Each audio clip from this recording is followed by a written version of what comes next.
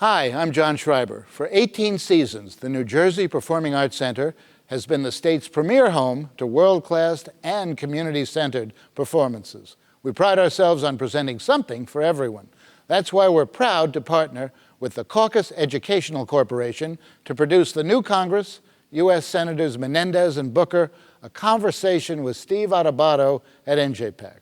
We're pleased to welcome them and you to the Arts Center. Funding for the new Congress, U.S. Senators Menendez and Booker. A conversation with Steve Adubato at NJPAC has been provided by Barnabas Health. Life is better healthy. Johnson & Johnson. NJIT. New Jersey Institute of Technology. The New Jersey Education Association. Health Republic Insurance of New Jersey. PSE&G. Committed to improving New Jersey's economy and strengthening its communities. And by the law firm of Gibbons, P.C.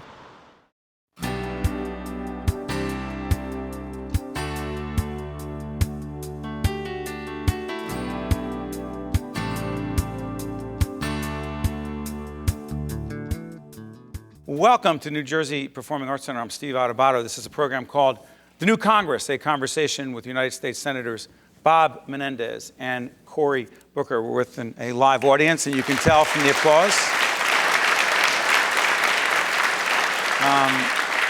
Together with our partners in public broadcasting, WNET, NJTV, FiOS, and New Jersey Advanced Media, and so many others. Let's get right to it. We're taping this program on the 5th of December, the Eric Garner, no verdict, if you will, or a decision not to indict, the Michael Brown case before. Both of you have spoken out publicly. What is the role, Senator Menendez, of the federal government now that these two decisions have been made? Well, as has been announced, it's appropriate for the Department of Justice to conduct their own independent views now that the states have made their own decisions, and we look forward to that, to hear what they conclude. I think it's tragic at the end of the day that two lives were lost, particularly when there are two individuals, both unarmed, at the end of the day. And something is wrong when, for the alleged crime of selling cigarettes that were untaxed, you lose your life. Something is dramatically wrong about that. And so, in addition to the investigations of the Justice Department, which is fitting and appropriate, the conversation that President Obama has talked about leading across the country, and the conversation that my colleague, Senator Booker, is leading in the Senate on this issue is, I think, incredibly important, because the reason that we have protests is to create change. And that change is about having a system of justice in which every citizen, regardless of their race, ethnicity, or the happenstance of where they were born or what station of life they were born into, can believe what it says over the Supreme Court's mantle: equal justice under law. And that's what we have to ultimately drive towards, and not just think about these as isolated incidents, but as a reality and a challenge that we have as a nation to create a more perfect union.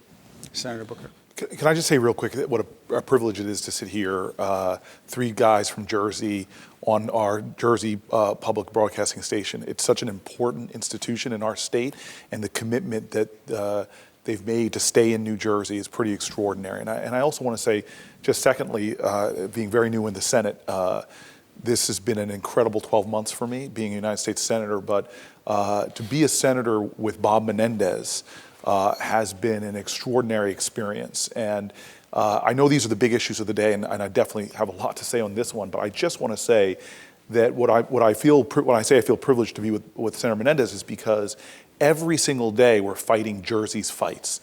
Earlier today, we scored a big victory, thanks to leadership that you were doing far before I got into the Senate on the Sandy issues. He and I met with Administrator Fugate, head of FEMA. So many New Jersey residents weren't getting justice, transparency, support, all the way to the issue we were just talking about, where you were really guiding me, mentoring me, about how to fight a truck safety issue for our highways.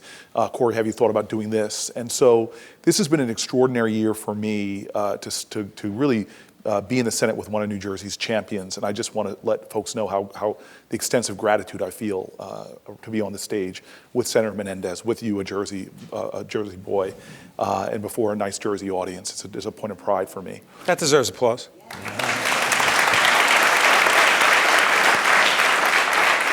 So look, this should be an issue that should anguish all of Americans. And I'm not necessarily talking about the particulars of each of these individual cases. And I say cases because you mentioned Ferguson, Staten Island, but there's been Cleveland. There's a lot of other issues that are sort of flashing up to the public's attention right now. But we have a nation that has these incredible ideals that are very special in the globe, and we pride ourselves on being a nation of equality, of fairness, and justice. But when you begin to look at the numbers and of what really goes on within our criminal legal system, you see that we really don't yet have a justice system that provides justice at the levels that we want it. And this is something I've been struggling with for years. And in fact, it's one of the reasons why I chose to run for the United States Senate, because there's so many things that we could, should, and must do on the federal level to address a justice system or a legal system that's not doing that. And just the examples I want to give is that we know fundamentally that minorities are treated differently in the criminal justice system. The easiest example of that is arrests for marijuana. Right. There is no difference between pot usage. In fact, the last 3 presidents admitted to smoking marijuana. One may not have inhaled, but the last. You still believe that?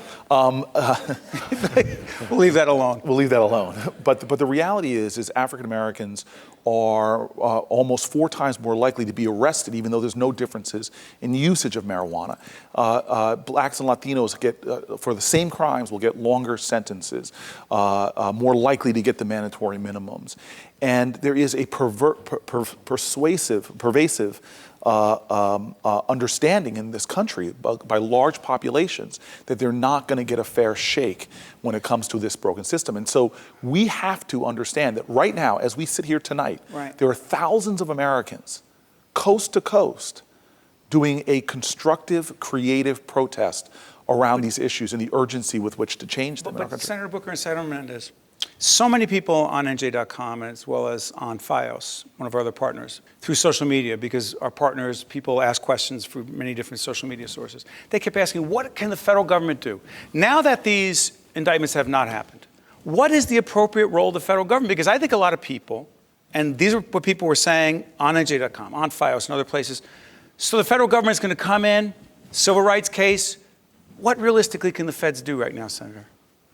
Well, depending on their decision of the facts as they deduce them in a civil rights case, they might bring federal charges. That's one possibility. What does that mean?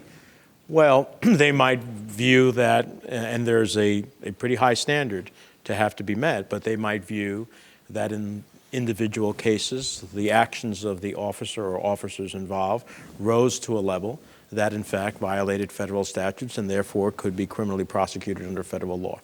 There is a review about police departments across the country and the nature of how they ultimately act with their citizens. There is a view going on about how do we train police departments in this country? How do we look at something that I found tremendously successful when I was a mayor in a real significant way, which was community policing, not just the cop on the beat, but a cop who had the confidence of the people that he was protecting. Because if police departments, and look, police departments have a tough job, and I think overwhelmingly our officers do a good job, but if police departments at the end of the day cannot have the faith and confidence of the very people that they are there to protect, that's a problem. So how do we work at creating that bond? These are all elements that the federal government can participate in helping communities across the country, part through their resources, part through the federal COPS program, part through the Department of Justice guidelines, part through the investigation the Department of Justice conducts. But actually in our audience tonight, one of the people in our audience is the mayor of the great city of Newark, Ras Baraka, who, and if I'm wrong on this, Mayor, you'll tell me because you never hold back. He argued, others have argued, that body cameras for police officers, you actually did an interview we had today, right here at NJPAC. He said it was absolutely essential to do that. Should they be mandated, Senator? Body cameras for police officers so that police officers are protected and citizens are protected, because that level of trust is gone in the eyes of many. Yeah, well, the data, first of all, it's almost a no-brainer, and that's why I'm so... That's a no-brainer. Well, it's a no-brainer that all the data shows from departments that have them that complaints against police officers go way down. You're actually, the police departments, many of the officers resisted in the beginning, but saw they were such an asset for the police officers as well as for the safety community and as well as another layer of accountability. But I don't want to keep, small little strategies are important. Doing these things are critical and urgent. What should we do? There has to be a broad-based reform of our criminal justice system at every single level, from the policing level all the way through the sentencing courts, what happens in our prisons, all the way back to what happens when people are coming back into society. We've skewed so dramatically off the rails that a nation now that has 4 to 5% of the globe's population is now imprisoning, and we're paying for it, trillions of our taxpayer dollars, billions of our tax dollars here in New Jersey, when we should be investing in schools, universities, roads, is incarcerating 25% of the globe's imprisoned people. Now, that's bad enough, and 70+% of them are nonviolent offenders. But then when you start looking at who is getting arrested, you start to see that poor folks and minorities are dramatically much more likely to be in prison. And a lot of this has happened just since the 1970s. Our prison population has exploded 10 times alone since the 1970s because of this drug war. And the last thing to say is, so what happens to that kid that gets arrested, that is more likely to be searched, to be surveilled, to be arrested, what are the collateral consequences of a 17 or 18-year-old kid getting arrested for a marijuana or a nonviolent drug offense? What are the collateral, what do we do to that young person? Well, we say that, okay, now you've got a felony conviction, you can't get a Pell Grant, you can't get jobs. Can't go to college. Can't go to college, jobs, food stamps. We basically strip you away from it and make it hard. So you get stuck in this almost a caste-like reality where you cannot integrate back in. And so we've created this since we have a policing and judicial system, a legal system that looks so much more at minorities. Please understand, we now have more African Americans. And by the way, Latino youth, it's the same thing. If you're a Latino boy, by the time you're in your mid-20s, about 44% will have been arrested. African American young men, you see the same thing. So we now are reached this perverse point in our history where there are more African Americans in this country under criminal supervision than all the slaves in 1850. Can we shift gears? Even though there's so much more to talk about in terms of police-minority relations, the role of the federal government. We will see what Eric Holder does. We will see what the Department of Justice does. But Senator, you have been outspoken. I saw you on Meet the Press. Immigration, I saw you talking about that. You said that you believe that the president did absolutely the right thing by signing that executive order. How many millions of Americans now are protected who weren't protected before that? Close to 5 million. Some said, I saw them, social media, and others said, how could Bob Menendez say that if in fact the president said many times before that, I would never sign an executive order doing that. You should only go to Congress. And then he did that, and some people said, how could Bob Menendez defend him? But you did, go ahead. How much time do we have? Why was the president right? Look, he was right for a variety of reasons. Number one, as a result of the president's executive order, more Border Patrol will go to the southern border, more felons will be deported, more people will pay taxes like the rest of us do, and more families will stay united. And those are values and goals that I think we all want to see. Now, this president did what 11 other presidents, going back to President Eisenhower, for the last 60 years on 39 different occasions have done in using their executive powers specifically on immigration-related issues, including former Presidents Reagan and the first President Bush, who gave a status to 1.5 million undocumented people in the country at the time, which was a very significant number of the undocumented population in the country. So this protest about this is Barack, this is ridiculous. There is long history and precedent. Now, why is it as a policy right? As a policy, these are people who had to be here at least 5 years, right, who have to have a U.S. citizen or permanent resident, legal permanent resident child, who will have to come forth and go through a criminal, register with the government, go through a criminal background check, assuming they pass that background check, will then be allowed to work, give a work permit, and they will have to pay taxes. and they will have only a temporary status. This does not give them a pathway to citizenship or permanent residency.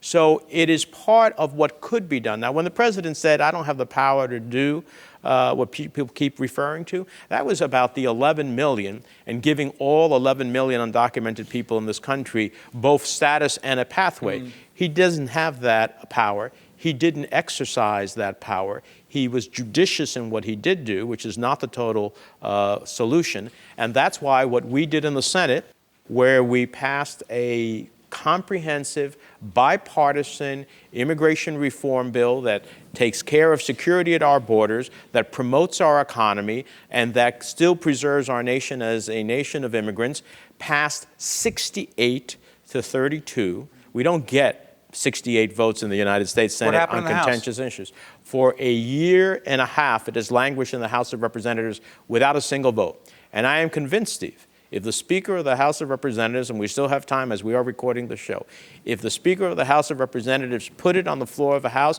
it would pass with bipartisan votes. Why do you and think we would have up? A reform system. Why do you think John Boehner doesn't put it up? Because he has a small Tea Party group, but all in his caucus, that are rebellious to the notion that, in fact, we could find a way to protect our borders, to create a pathway for people to make themselves right with the law, which would take them well over a decade, that the Congressional Budget Office, the independent, nonpartisan scoring division of everything that we want to do in the Congress, said that it would increase the GDP of the country by 5.4% in the first 20 years, that it would create nearly $1 trillion of deficit reduction, that it would create 1.1 million jobs over the course of the first 10 years, and that it would raise the wages of all Americans. Now, what do we ever do in the Congress of the United States that reduces the deficit, grows the GDP, creates jobs, all in a single package? That's what the Congressional Budget Office said.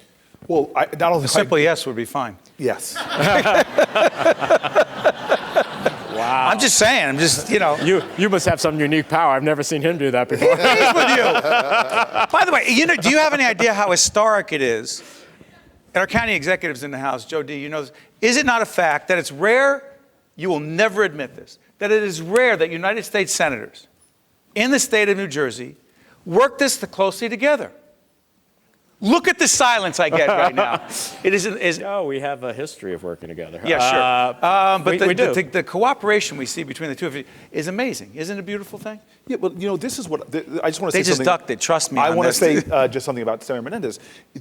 I just finished, obviously, a campaign up and down the state where people did talk about. Was that a close one? The number one issue was about jobs, which was to see something scored by the CBO that would create so much jobs. Congressional Budget Office. Congressional Budget Office would create so much jobs, it would reduce our deficit, that would have such a massive charge to our economy.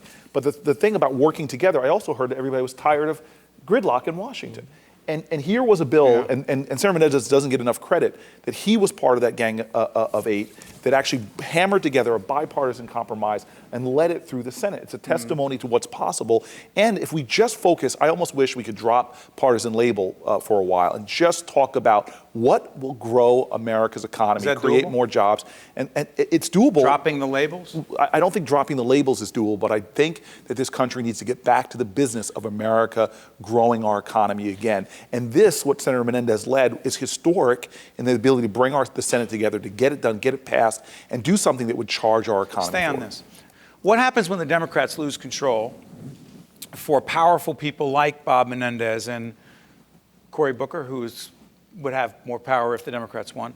What do they do after they go into the minority?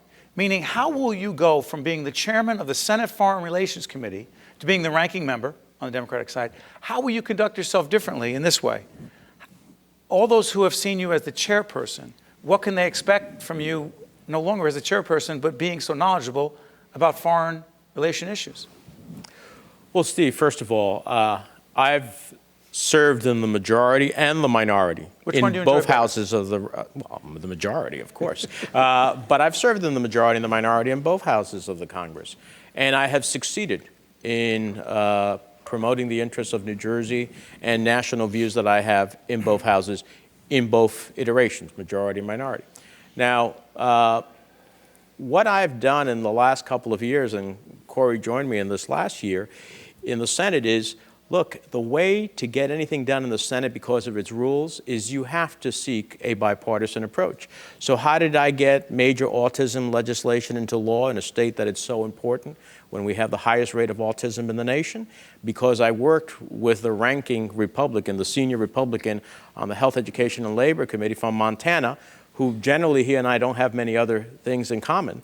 But we worked on this because we found common cause and got it signed into law by the president. Though. We did the same thing on homeowners flood insurance. I heard from New Jerseyans, as Corey did when he started running for the Senate in his appointed year, about how New Jerseyans were still facing the challenges of Superstorm Sandy. They survived the wind and the rain and the storm surge, but now they were dealing with a man-made disaster, which was skyrocketing flood insurance that they couldn't afford and needed in order to be able to still keep their mortgages. So the bottom line is we went to work and we put a bipartisan coalition that stopped the rate shock and ultimately drove a piece of legislation that the president signed into law. And I could go on. My point is this. So the gridlock's not as bad as we think it is?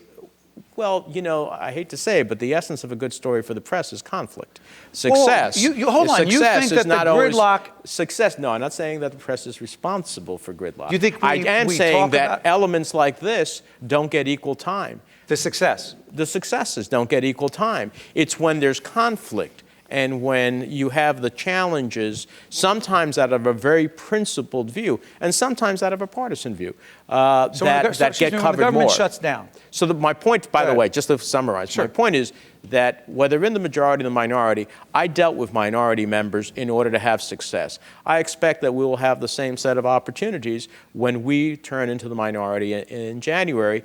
And the other thing, as it relates to being the chairman of the Senate Foreign Relations Committee and going to the ranking member, which just basically means the senior Democrat, under the rules that I established with my ranking Republican, in order for me to have a hearing, I had to get his concurrence. In order for me to put a nominee up for a vote, I had to get his concurrence.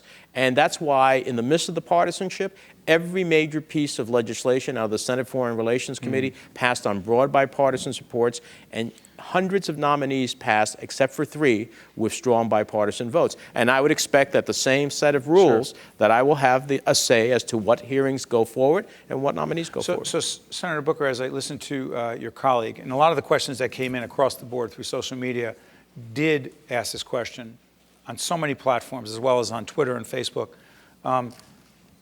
The level of perceived gridlock is so great, and the perception of Congress so low, tie the two together. Do you think that your colleague is correct in saying that we in the media love the conflict, we love the failure, and we disproportionately focus on that? I don't think you're saying anything novel or original there. Obviously, so you guys aren't as bad as we think you are. Well, look, look. So, you know, so when the government shuts down, but it's no. First of all, every single day, and this is what surprised me, because when you're a mayor, you can put points on the board every single day. And I see this, I still live in Newark, I see Mayor Baraka doing this every single day. There's a lot that's turned into a park. There's a road that gets paved. Right. And I was worried going to the Senate that I wouldn't have that feeling. But what I've been able to do with Senator Menendez, and often with Republicans, is do things that never get into the public eye. Let me give you just a good example of this. We seem to, as a nation, come up with the money to send people off to war, but when they come home, when our veterans come home, we often don't seem to have the resources to do what we should do by them. And I was very happy to see this consensus build, again, Senator Menendez being one of the leaders in that we had to do something to deal with the crisis with veteran care. At the same time that was going on, I found out that there was traumatic brain injury centers here in New Jersey that were doing incredible work for New Jersey residents that were going to sunset and close. I got on the phone right away, not with a Democratic colleague, with a Republican colleague. We were able to get the funding back into the bill and preserve it. Lots of veterans in New Jersey are going to benefit from that. Those are examples that aren't unique or rare. They go on every single day. And the authority of Congress, this is something that's very important. A lot of success stories. No, but this is a very important point to educate folks about the Senate who may not know this. Another big part of your power in the Senate isn't just passing legislation.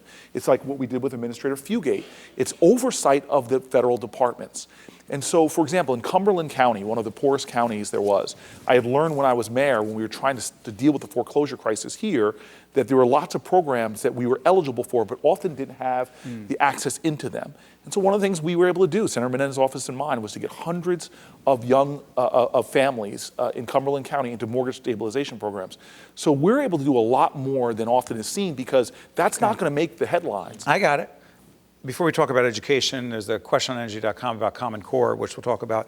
But I just want to say this. For all those who believe that there are a whole bunch of folks on the Republican side of the aisle, for those who believe that there are a whole bunch of folks who will do anything to not have the president succeed,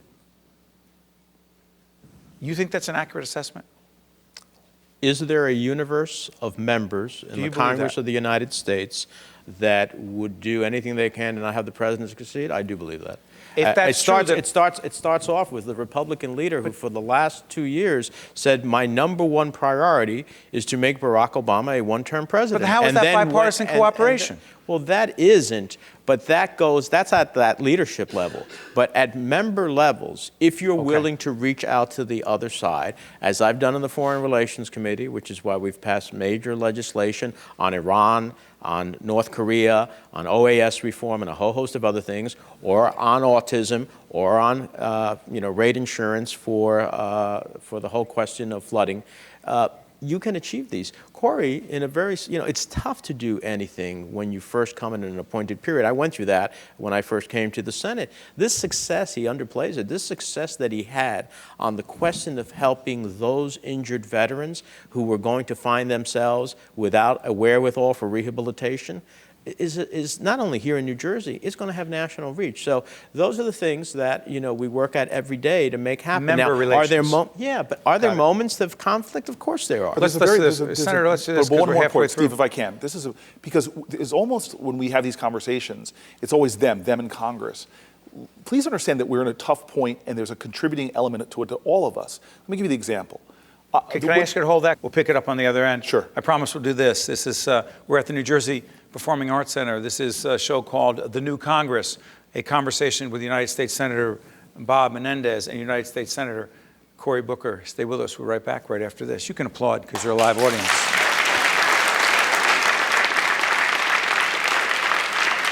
To see our programs online, visit us at steveadubato.org. If you would like to express an opinion, email us at info@caucusnj.org. Find us on Facebook at facebook.com/Steve Adubato, PhD, and follow us on Twitter at Steve Adubato.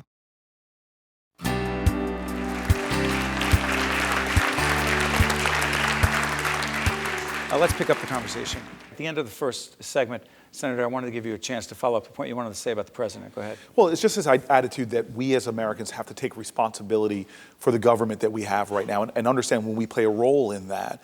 And the point I was going to make about the president, which is a shocking point to me, when you have the president giving a State of the Union address, which is not just an address for the America. Obviously, it's principally for that, but the eyes of the world, from China to Russia to India, are watching that speech. And you have an individual heckle the president, something I never heard. In Congress? In Congress, heckle the president. Do you know who it was? What's that? The point I want to make is, do I know who it is? No, I don't remember the guy's name. Does it matter who it was? It doesn't matter. What matters is that at that point, instead of that person being sanctioned, censured, or what have you, the next day they turn around and raise a lot of money from the American public. They almost get rewarded for that bad behavior. What do you mean? You said they got rewarded. Who's they? The individuals that are often behaving badly are doing so because they get from the currency of politics, whether it's fundraising or popularity or what have you, that gets rewarded by us as folks. And so what I constantly say is that we've got to get engaged in our politics in a way that what we want from our political elected officials, working together, bringing people together, is what actually rewarded. And those people that are adding to that gridlock, adding to this idea that I'm not going to work with the president simply because he's a different party, or that I believe in a binary world, if he wins, I loses, which is not the idea of this great interdependent nation. And so our politics has to start to begin to evolve. In order to do that, to wait for just the politicians to do that, really divorces you from responsibility into creating that outcome. I got a question on NJ.com on Common Core. How do you feel about Common Core and PARC, P-A-R-C-C? Right, you know what that is? It's a test. Oh, look at you. You would do well on that. How do you think these high-stakes tests are actually helping our children? How do you feel about these standardized tests? Well, first of all, I think we've gone too far in one direction, which is this high-stakes testing that's being used in a punitive manner. It is, I think, from all the teachers I talk to, in many ways undermining their ability to give a well-rounded education, and we've got to find the right balance. And so to create an environment where the tests instill fear as opposed to helping to give feedback loops for accountability, we have to do better than that. And I think that many teachers and administrators now feel overly burdened by them and feel like they're spending a lot of time teaching to the test. And so in general, when it comes to this testing stake, we've got to figure out a better balance and to get back to the kind of holistic testing that makes, by the way, our country very unique, that we are a nation that focuses on things that give kids a whole well-rounded experience. So they're not just automatons, but they're inventors, they're innovators, they're artists, they're poets, and making a full contribution to our society. Senator Menendez, let me ask you this from your perch. You understand this in a way that a lot of us don't. You interact with world leaders in a way that a lot of us cannot imagine. What do you say about the criticism of the president that he is a weakened leader around this country? He is perceived to be a weak leader around this world, excuse me. And then when it comes to the issue of ISIS, dealing with ISIS, he has not nearly been strong enough. You say? Well, look, I say that Barack Obama brought bin Laden to justice when others only talked about it. I say that, in fact, when Assad was using chemical weapons against his people, Barack Obama, with the Senate Foreign Relations Committee, passing on a bipartisan basis, where I took John McCain, one of the most hawkish members of the Senate, and Barbara Boxer, one of the most dovish members of the Senate, together to vote for an authorization for the use of military force to give the president the wherewithal, as he was headed at that time to the G20 summit, to convince Putin, Assad's benefactor, that, hey, either get rid of the chemical weapons or I'm going to use that authorization for the use of military force. And we ended up ending chemical weapons in Has it been tough enough? Syria. Look, you know, this thing about toughness. Well, you know, when you draw the line in the sand thing, you know? Well, the goal is not to be Rambo. The goal at the end of the day is to achieve your strategic interests, both in the national interest and security of the United States and those of your allies. Now, you know, I think that there have been moments of great success. There are other times in which, for example, in the committee, we have been more forward-leaning. We passed more forward-leaning. More forward-leaning, meaning that we were ready to take a step forward to arm the vetted Syrian rebels a year and a half ago, which now the administration promotes. Should they have done it? We led the way on sanctions on Iran, which brought Iran to the negotiating table. I authored those sanctions. Why didn't the White House move faster on that? Well, because, of course, you know, there is a role between the executive and the legislative branch, right? I mean, in the executive branch, he's also in the midst of creating alliances with other countries to get them to work with us in common cause. But sometimes the impetus that the legislative branch can create can assist the executive branch as they're dealing with global powers to say, my Congress, this is a democracy, is moving in this direction. I happen to share their views, but they may be moving a little ahead of me.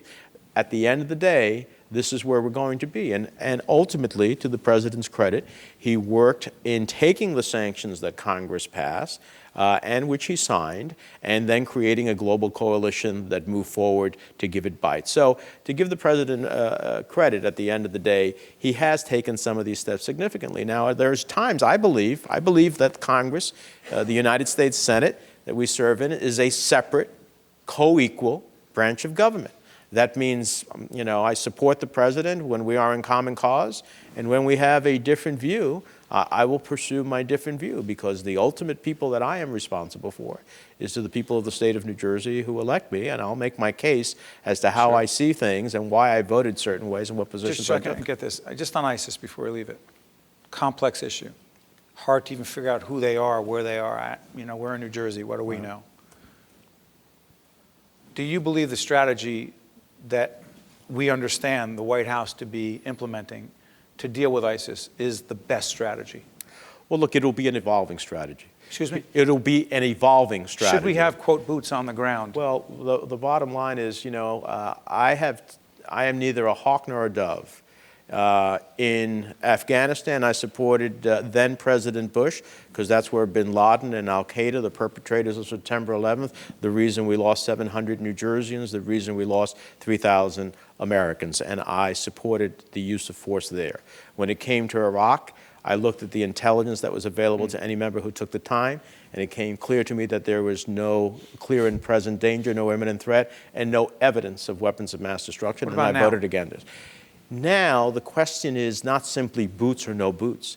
The question is, if you can have the Iraqis, the Kurds, and moderate Syrian rebels be the ground forces to follow on the airstrikes, then that is a strategy, if in fact we can strengthen their abilities, that may very well work, which means that I don't have to send your son or daughter or my son and daughter to fight there when those who are in the midst of the challenge most immediately are willing to fight themselves. I'd rather test that first. And lastly, as it relates to ISIS itself, ISIS is a threat to the national interest and security of the United States.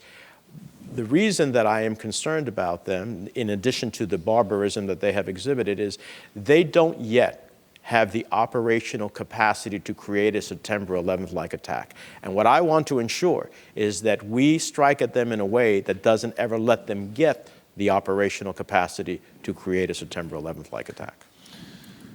Senator Booker, one of the audience members gave us a terrific question on the Affordable Care Act, otherwise known as Obamacare. Negativity and general ugliness will probably begin in the new Congress, that's positive, around the Affordable Care Act. What will you, Senator Booker, and Senator Menendez can answer as well, do to preserve the law's integrity, and how will you help congressional supporters of the law stand their ground to keep improving health reform? Look, there's so much swirl around this, and you see polls that are dramatically different if you say the Obamacare versus the Affordable Care Act. Does it matter what you call it? What should matter is the actual substance of the bill that has created a dramatically different reality for millions of Americans. And so I don't want to go back to a time where a family with a sick child couldn't get that child insurance and would face bankruptcy. I don't want to go back to a time where a woman had a pre-existing condition being a woman and would often face, this is all true, would often face a far more expensive pathway to health insurance. I don't want to go back to a time that someone who is sick just can't get insurance, period, because no insurance company will allow them. Because of a pre-existing condition? Because of a pre-existing condition. I don't want to go back to a time when people who are working hard every day, playing by the rules, have no pathway towards health insurance, and then often end up getting their health insurance in the most expensive way to taxpayers, which is the emergency room. And so there's been incredible innovations that we've been able to make under this bill that are worth protecting and preserving, and Senator Menendez and I, for one, are going to fight tenaciously against any attempts to move us back to an America where, frankly, when you poll Republicans on these issues, they don't want to go back there either. Any changes at all you'd make to improve it? There are absolutely changes. Could you name one change? Yeah, I'll name one that's very important for the state of New Jersey, which is the medical device tax. One of the ways some of the aspects of it are being paid for, small a line, is to tax medical devices. And for me, that is inhibiting a lot of New Jersey businesses and affecting a lot of New Jersey jobs. Nobody is saying that this can't be improved. If you look at a lot of the legislation that we have in this country, from Social Security to Medicaid, to the Constitution itself, they've been improved and involved over time, and this is something that needs to have happen. But let's not let the rhetoric and the blanket condemnation undermine the progress that we've made as a nation that we need to defend and not go back. Senator Menendez, let's talk Sandy recovery. So many people watching us right now down at the Jersey Shore in northern New Jersey. So many people still struggling, suffering, can't get back in their homes or businesses, can't open up again, struggling, trying to figure out how to navigate this very complex governmental system. Which part of it, forget about the blame game, let's play the accountability game. Which part is the federal government responsible for? Which part is the state government responsible for? And how the heck do we improve this situation 2 years plus after? Well, You know, Steve, this has been my singular mission since the last 2 years, from working at the time with the late Senator Lautenberg to get $60 billion for the region at a time in which we were talking about fiscal cliff at the end of a congressional session, just as we're having similar to right now, where the Congress ends and a new Congress begins. Sure. Trying to make that all happen under those set of circumstances was enormous. And succeeding in the Senate only to be stalled in the House for a while, but ultimately succeeding in getting the $60 billion. And then dealing with the realities of how do we expedite this money, but make sure we don't have fraud in the process, right? And so I was one of those who accepted giving the federal money largely to the state to make determinations on how, in fact, subject to certain reviews, Let the state that do it it. would, well, let the state be the vehicle Sure. which people would get their resources. How'd that work? It was a mixed bag, to be perfectly honest with you. Some of it worked well, and some of it did not. Our beaches are restored, our boardwalks are restored, but there are 10,800 families in New Jersey who still are suffering and still haven't gotten back into their home. Despite all of this money coming, there's only about 40% of them that have actually signed a REM program. That's the program that was established through the federal money by the state to help people out who didn't have enough coverage. Only about 30% of those ultimately have actually received any money, and less than 2,000 people have actually rebuilt their homes. So we still, as we are speaking in December, 2 years afterwards, have so many families out. So I've tried to streamline this I bought the Secretary of HUD before my committee, a subcommittee that I chair in the Banking Committee on Housing, to say, look, let's do these environmental and historical reviews up front, because the state was telling me, well, that's what's delaying it. So in the first year, in 2013, the state only did 450 reviews of these cases. As a result of my change in this year that we're in 2014, they did 8,000 reviews of the cases to move it forward. And by getting that review up front now, had we not had a state contractor that was chosen by the state that ultimately blew the program in the first year and was paid a lot of money Right. and had to be fired, we might have been further along. So it's a mixed bag. But you've worked closely with Governor Christie on this, no? Yeah, we've worked in a way that is bipartisan, but that doesn't mean that when the feds were wrong in terms of, what's the standard, or when the state is wrong in terms of how it's executing on the resources we're bringing, that we don't hesitate to raise a question. And the other part that we fought on is then the flood maps came. And the flood Right. maps were overly broad. And we succeeded on reducing the flood maps so that there were less zones that were legitimately a major flood area, because that meant how much flood insurance you had to pay. And finally, then we had the flood insurance issue, where we had rate shock. And that's the legislation I mentioned before that we passed. And Senator Booker came in at that time, was a big ally in our process, and now stopped the rate shock. And today, we got some tremendous news that we announced together by taking the FEMA administrator and saying, hey, it's unfair that insurance companies where people have paid 10, 20, 30 years purposely lowball the amount that they're going to give a policyholder, a homeowner in our state, and that, by the way, some of these insurance companies took engineering reports and had them redone so that they could either deny claims or lower claims. And today, we got the type of information released that will give all of those policyholders a fighting chance. A few seconds on this before we leave Sandy. Oh, I just want to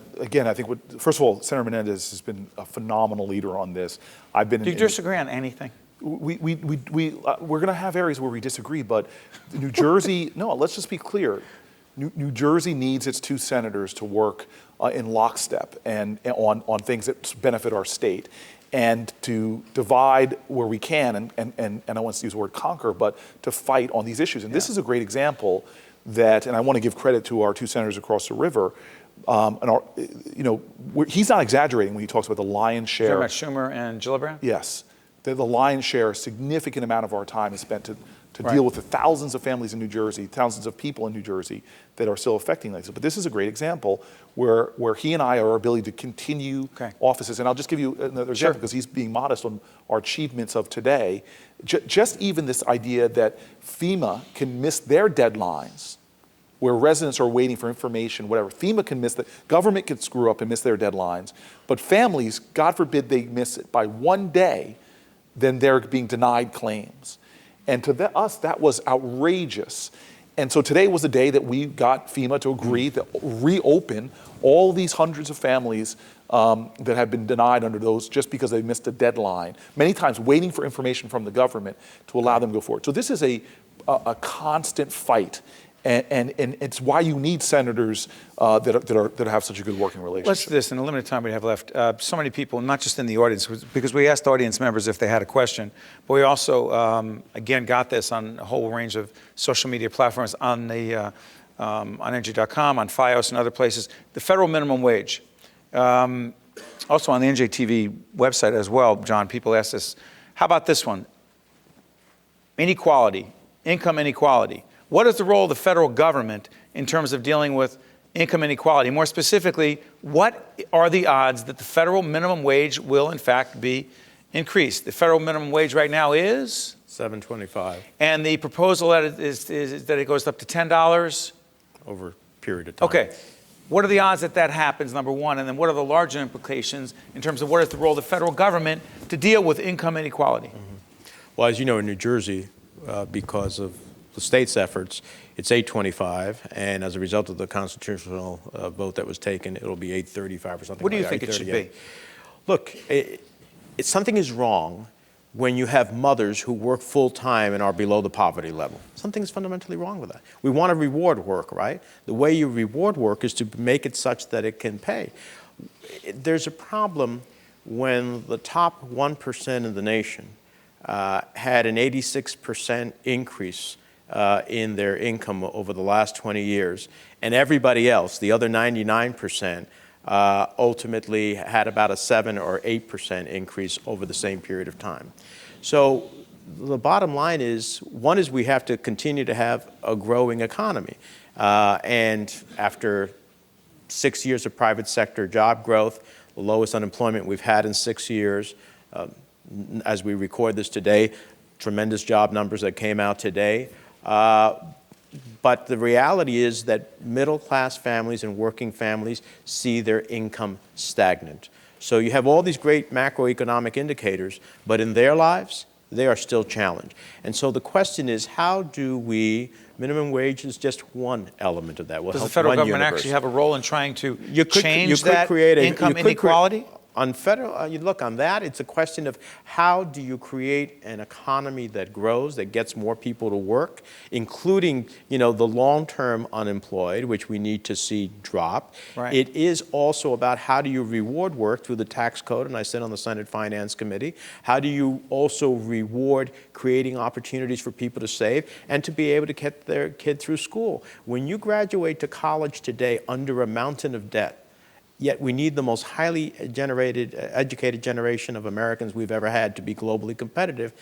The government has an interest in helping families meet that challenge because of our own economic imperative. Senator, you've talked a great deal about student debt. Jump in.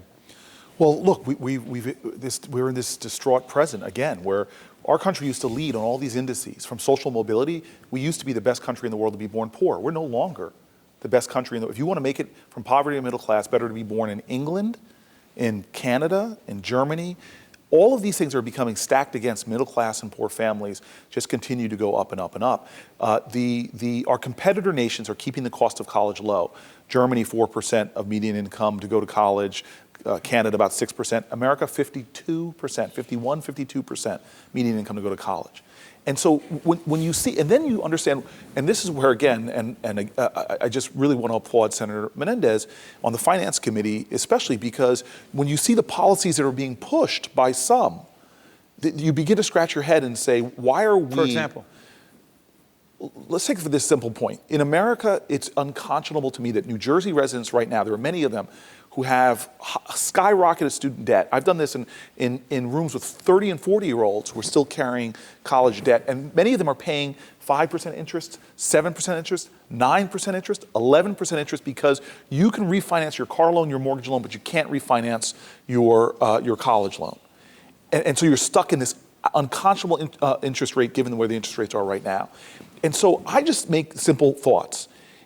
I have friends in businesses that because they're in a hedge fund or other business, they have something called carried interest, which means they pay a lower tax rate than their secretaries. That is what we call a tax expenditure. It is a way that we are trying to reward certain behavior. The idea there is that we're somehow incentivizing investment. Well, what should the federal government do to change it? Well, what I'm saying is what's going to drive our economy more in the long run? Shifting that tax break there to a federal government right now that makes billions of dollars off the backs of our students, because the student loan program, many Americans don't know this, is a profit center for the government.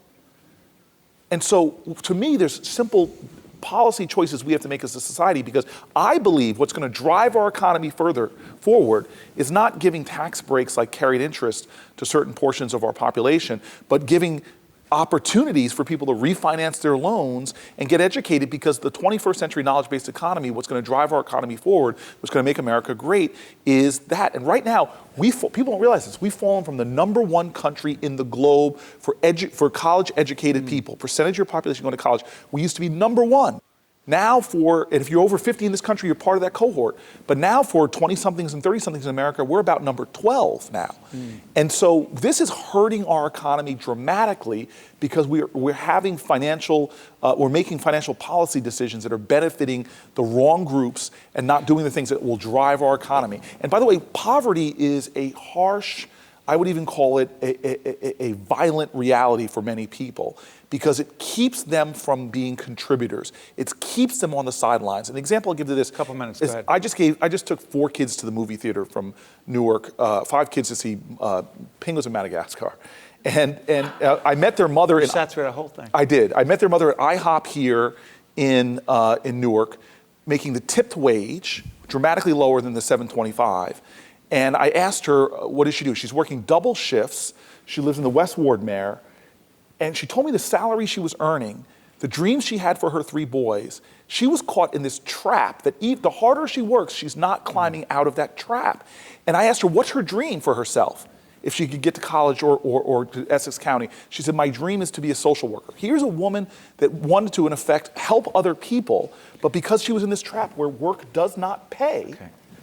And so that's what we have to stop in this country, this madness, keeping our kids from going to college, from living above the poverty line, all of these things, and their policy And the federal issues. government's role, in the time we have left, the federal government's role, real quick, yes or no? Should we tax those who you were saying are getting a special deal? Should we tax them at a higher rate? So obviously, yes, on issues Obviously, of yes. Obviously, yes. carried interest. No. Wait. First of all, I don't have anything against wealth whatsoever. But there's a lot of places in the tax code that, he mentioned carried interest. He's right. Look, there's a whole bunch of others. Look, we give real quick, go ahead. Special breaks to the oil industry. Shouldn't do that. They make record billions of dollars in profits. The marketplace has taken place over whatever the tax code should be. So I don't know if you use an offshore tax haven. What, are you kidding me? How could you even ask me it's that? public television. Neither do we. So the bottom line is, why don't we close the loopholes on offshore tax havens? Before we talk about anybody's individual rates, there are plenty places in the code to close and create prosperity. And they want you to talk about it as a taxing the rich more. No, it's creating a fair tax code that works for us all. It's not about taxing one group more. On that note, loopholes. I tried. Okay. I tried. On that note, I'm going to ask our live studio audience to say thank you to Senators Bob Menendez and Cory Booker. That was good, right? I got to do this. You ready? I do not have an offshore account, but we have partners. WNET, NJTV, our partners at New Jersey Advanced Media. Thank you again to John Schreiber and the folks at NJPAC and all the other folks, FiOS and everyone else who carried us. And by the way, thank you to all the underwriters. We have to thank those who fund us in public television. And I want to thank everyone who came here tonight to be a part of this very special broadcast. And finally, one more time, thank you to United States Senators Bob Menendez and Cory Booker. Thank you so much for being here.